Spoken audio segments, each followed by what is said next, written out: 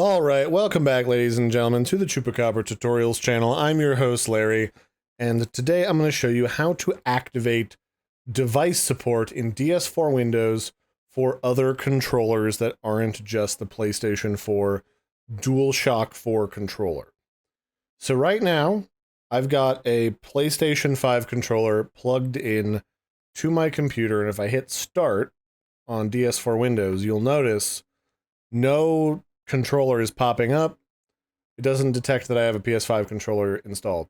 Now, the reason why it doesn't detect that I've plugged this in is because DS4 Windows by default disables secondary controller type support until you enable it. So to do so, all you have to do is open DS4 Windows so you see this screen, and then at the top here, there's a little tab called Settings here next to Log. And then inside of here on the right-hand side is a button called Device Options. Go ahead and give that a click. That'll open up this little window right here.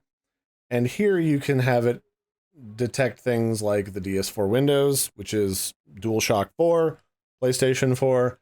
You can have it do the DualSense controller, which is the PS5, which is what I want. It also supports the Switch Pro controller, the Joycon controller, and also the DualShock 3, which is the PlayStation 3 controller. So then once you've got the ones you want enabled, hit exit. And then over here under controllers, hit stop to restart the detection. And then hit start, and then it should detect my controller right now. So now I can start messing around with my PS5 controller and doing things like editing key bindings or the color of the back of it or whatever.